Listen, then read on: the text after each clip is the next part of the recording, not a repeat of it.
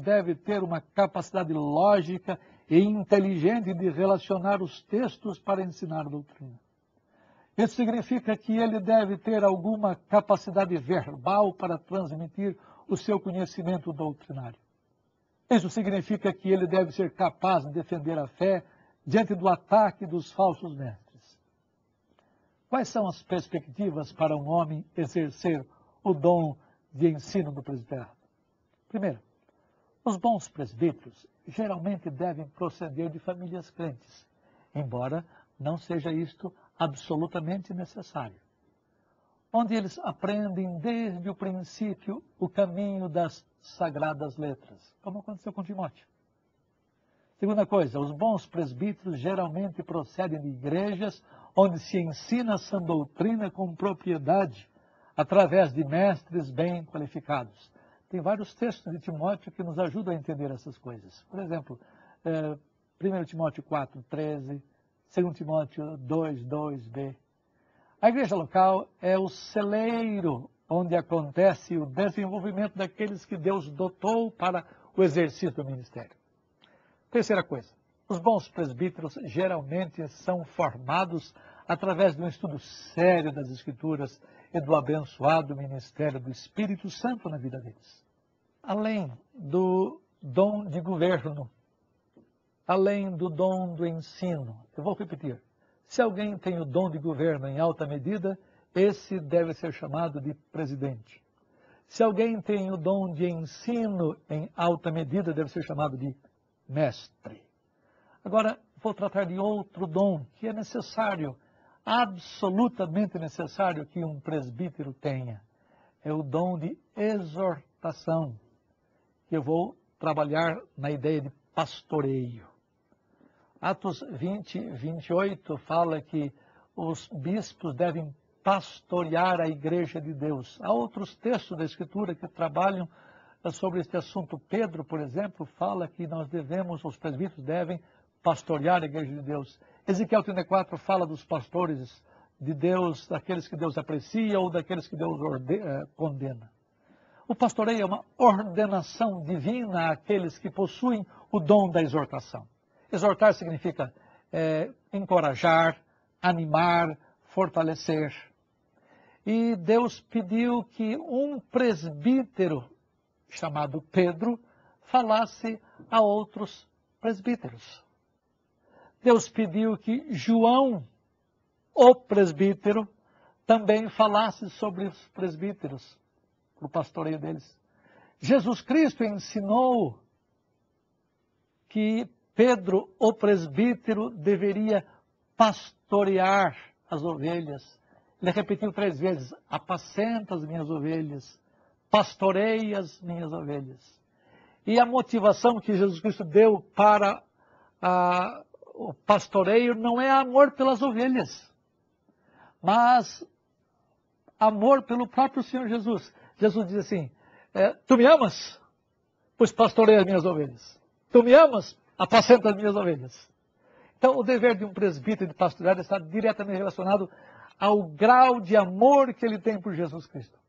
E Pedro está sendo orientado a dirigir o seu foco de atenção primeiramente a Jesus. E então, às ovelhas de Jesus. A motivação do pastoreio, portanto, está diretamente relacionada ao amor pelo Senhor. Pastorear o rebanho de Deus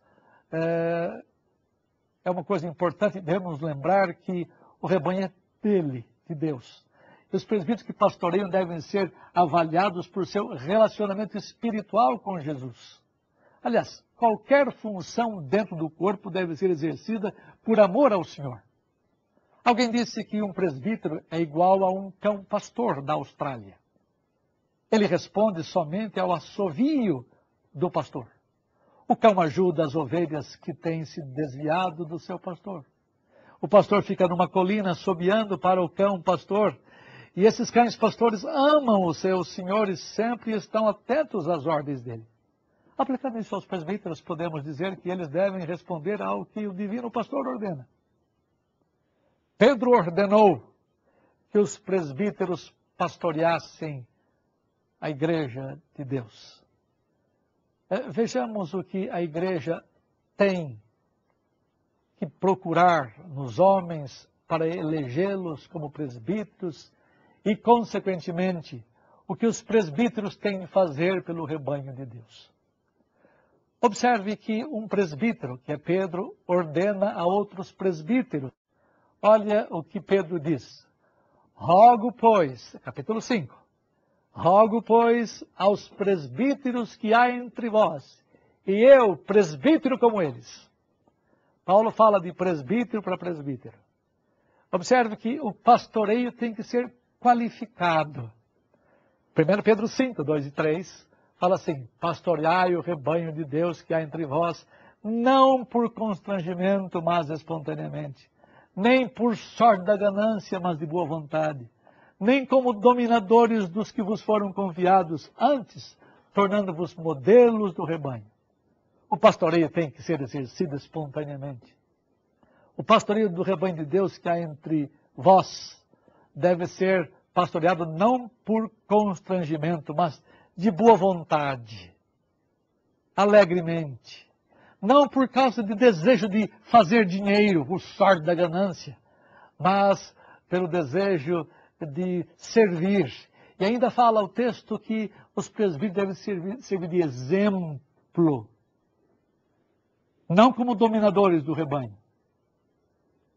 Eles devem se tornar modelos para o rebanho.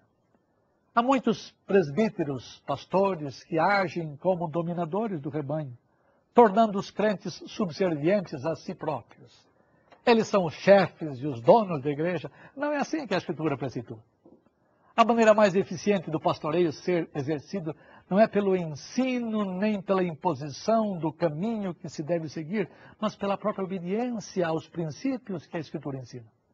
As belas palavras do ensino têm de ser suplantadas pelo exemplo.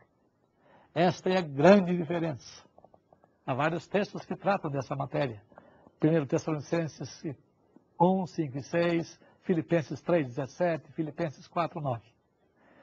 Observe, em terceiro lugar, que o pastoreio devido dos presbíteros trará grande recompensa. 1 Pedro 5, 4 diz assim, ora, logo que o Supremo Pastor se manifestar, recebereis a imarcessível coroa de glória. O Supremo Pastor, que é Jesus Cristo, haverá de recompensar os pastores do seu rebanho. Como o pastoreio é uma obra difícil e às vezes penosa, Jesus Cristo, que soube ser pastor por excelência, haverá de dar aos pastores devidamente qualificados uma recompensa. Essa recompensa é uma coroa de glória. Na verdade, eu não sei o que significa essa coroa de glória. É alguma coisa extremamente bela e preciosa que vamos ter de perceber e de entender somente quando essa recompensa chegar. O texto fala que essa recompensa é imarcessível. A ideia de imarcessível é a ideia de incorruptível. Não será uma coroa destrutível como as coroas dos vitoriosos desta terra. Esta coroa não será nunca contaminada por nada neste mundo pecaminoso. Essa recompensa acontecerá na segunda vinda de Cristo. Ele fala na manifestação da vinda do Filho do Homem. E os fiéis presbíteros que pastoreiam qualificadamente haverão de ficar sem recompensa neste mundo. Muitos deles choram e morrem por causa de suas ovelhas, mas tempo virá quando a recompensa será concedida a eles, exatamente no dia da manifestação do Supremo Pastor. Não somente Paulo, mas Pedro ordenou que os presbíteros pastoreassem. Veja novamente o texto que nós lemos no princípio desta palestra. Atendei por vós e por todo o rebanho sobre o qual o Espírito Santo vos constituiu bispos para pastoreardes a igreja de Deus que ele comprou com seu próprio sangue. O mundo tem padrões de liderança, mas necessariamente não são os padrões de Deus. A qualificação que Deus exige dos seus líderes é muitíssimo diferente da do mundo. Às vezes a própria igreja adquire os padrões do mundo e ela tem perdido muito por causa disso. Ela escolhe seus líderes baseado em padrões mundanos e o resultado frequentemente tem sido desastroso para o crescimento e a maturação da igreja. Veja um exemplo desse tipo no Antigo Testamento. O povo de Israel queria um rei.